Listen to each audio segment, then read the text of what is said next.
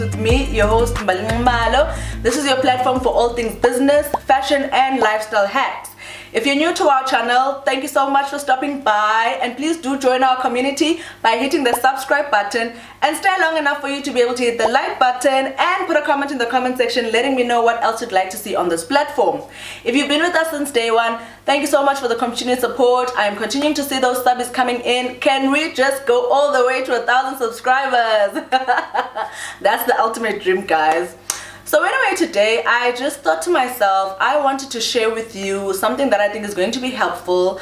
I just figured this time of year happens to then start getting a bit sluggish, you know. We're going towards the end of the year, and with everything that has happened in this year, it's actually easy for us to get sluggish. And also, this is for people who feel like they've spent the better part of the past 6 months in lockdown, feeling a bit of anxiety, and now they're just feeling ready to go out there, go back out there and start their lives and start being productive. So this episode is for that person. So today's episode is about how you can improve and or start to be productive given the last bit of the year that is remaining. So what inspired today's episode is the fact that I've been getting a couple of DMs of people feeling like now they want to either start their business because they feel like the economy is opening up, or they want to now improve their already existing business because again the economy is opening up and they just feel like they are now in a space where they really would like a different face for their business or a bit of improvement in their sales with everything and everyone starting to move around.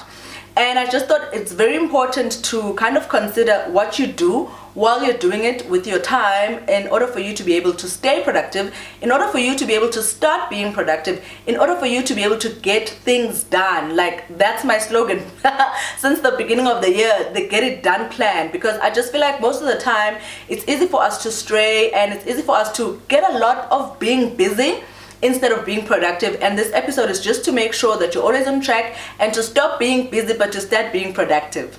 So my first advice is that you need to set a goal for each week.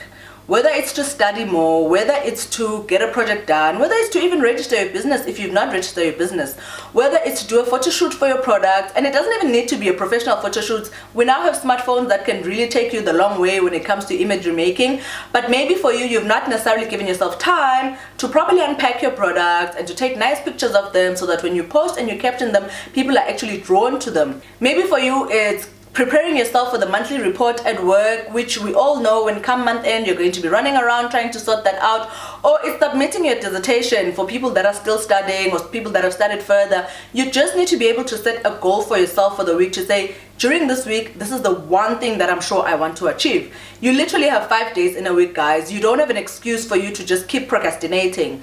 And also remember, productivity is not for people who procrastinate. So if you're a procrastinator, you're in trouble because this video is going in at you. There's nothing that you're ever going to get done if you keep postponing it. My advice when you're setting this goal for the week is that you need to start with the task that you fear the most, or the task that you feel like you don't know how to do the most, or the task that gives you a lot of anxiety.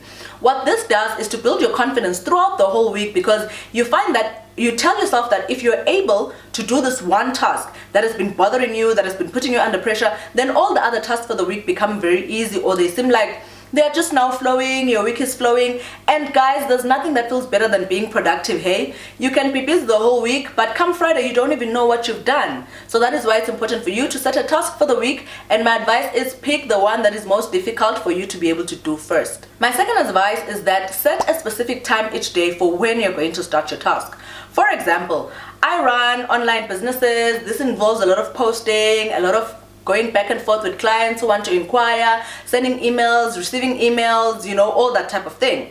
So what I do in a day is start from 9 a.m. Well, obviously I wake up at around 6, half past 6, depending on the day. But I know that between 9 and 12 a.m., that's my time for posting. If you follow my social media handles, you're going to notice that between the time of 9 and 9:30, there's usually always a post that goes up, either on the hair brand or on the fashion brand or even on my own personal brand. And the main reason I ended up being the person who posts between that time is just I feel like it's the time where everyone is still starting and getting into the day. People are getting to work and they're clicking their computer, they're clicking their cell phone, checking on what the rest of the world is up to. And this is the best time that I've found works for me when it comes to advertising. Not only that, but I know that in my mind, it then allows me the time to be able to respond to the WhatsApp messages, to the inboxes. How much is this? Do you still have this size? What kind of hair is this? Hi, can you please help me with this? Because I post around the same time every day. So I'm able to plan my day to say between this time, which is 9 and 12, all I'm doing is attending to my social media pages or all my online platforms in order for me to be able to reach my audience, in order for me to be able to know that I've been able to respond to people so that people don't feel like I just posted and ghosted. That's another thing we're going to talk about when we talk about Instagram, coming soon.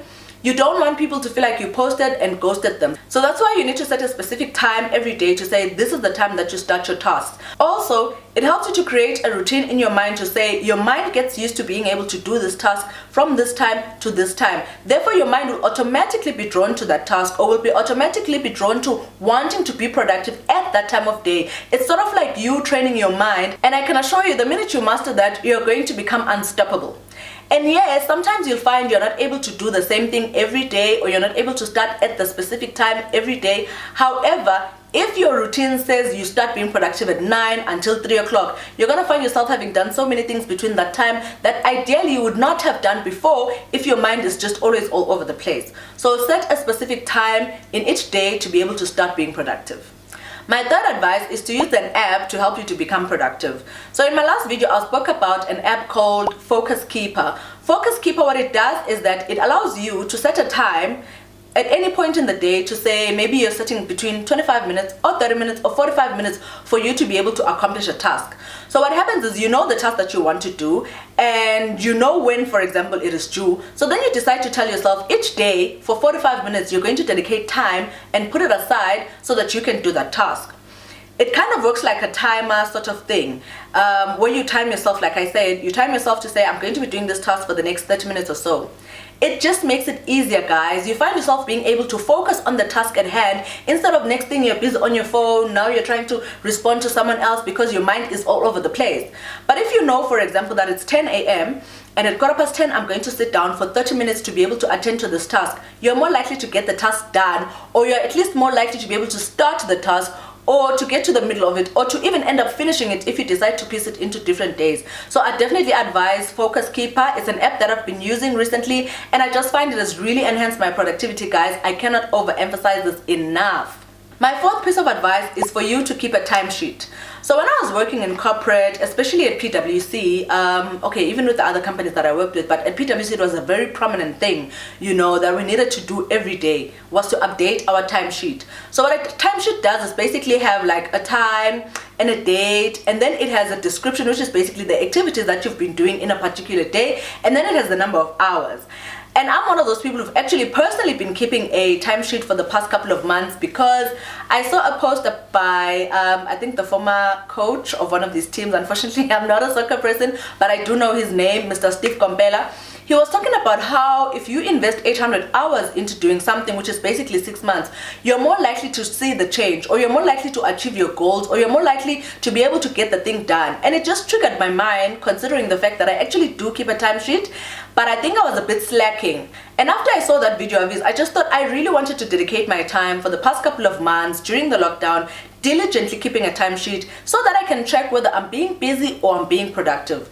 So what a timesheet does is you need to keep up with it. Unfortunately, it requires a lot of discipline. However, you're able to sit back at the end of the week to say, this is what I did on Monday. This is how much time I spent on this. If you spend too much time being on a break, maybe that's something that you need to look into. If you spent 2 hours doing a task that you know you could do in an hour, that's another thing that you can look into. If you feel like you spend so much time doing so many different things, maybe you need to break them down into just one solid thing, or you need to focus on one thing per week so that you're able to get that particular thing done. And that's basically what I really like about a timesheet. It just brings you back. Like, it literally just puts all your productivity in your face for you to see whether you're being productive or you're being busy. I can't overemphasize this enough, guys. In fact, I've actually attached a template of a timesheet in the description box that you guys can just download and use it for yourself, and let me know how you're doing with the timesheet after a couple of weeks. I can assure you, you're going to find your productivity levels move from this to this, and you're going to be so amazed at how many things you can actually get done if you dedicate yourself, and if you know how to be productive, and if you set time apart for you to be productive if you use a timesheet. My last piece of advice: relax, rewind, reboot, you know. Sometimes being productive is not all about being at work and pushing and hustling. Sometimes it just basically means you need to take some time off. I mean, I have days where I deliberately make the decision to say, in this particular weekend, I'm doing absolutely nothing that has to do with work. The only thing that I'm probably going to be doing is to respond to WhatsApps and DMs and emails, and only because these things are things that are on my phone, you know. And even then, I set a specific time to say, if it's a Saturday, for example, I'm not going to be responding to customer queries at like 9 p.m. unless the customer's my friend and we're in the middle of a conversation like that, and then they're going to inquire about a garment or about hair, then I'm more likely to attend to you. But other than that, I just have days where I'm like, this is my shutdown day, or this is my shutdown weekend. I can either take a road trip or I can go traveling to wherever. Sometimes I know you guys see the videos that I post in my stories of my travels. A vlog is coming soon on that, by the way. But just, you need to be able to reboot. Go back to the place where your strength is renewed. Go back to the place where your energy is renewed. If it's with friends, if it's with family, even if it's just a nap for an hour a day, like you pick 1 hour a day and you're like, you know what, I need to do like a power nap, and I know that afterwards I'm going to go back onto that treadmill of work and become productive. You need that in your life. It is a lie that you need to always be productive. You cannot possibly always be productive. You need to renew. You need to have fun. You need to free your mind. You need to create in you the positive energy. You need to ignite your positive hormones. I think they're called endorphins. You need to ignite your positive hormones that allow you to stay on top of your game, that allow you to go back full steam, that allow you to be energized for you to be able to do your tasks, right? So all these things are things that are practiced by people that really are into either wanting to be productive, or they want to start being productive again, or maybe you feel like you've been on a routine that has not necessarily worked and hasn't really gotten you the results that you wanted. So I hope you've really enjoyed this video and you're going to take down the pointers. In fact, each time you come to this channel, guys, you need to make sure you have a notebook in hand,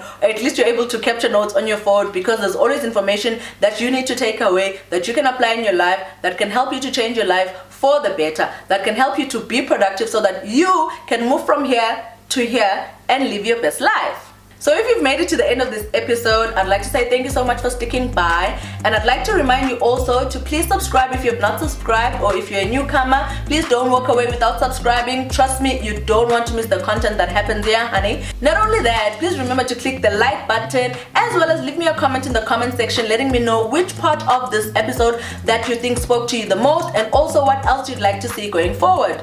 Other than that, thank you so much for tuning in to Mbali Talks. I'm going to see you in the next episode. Cheers.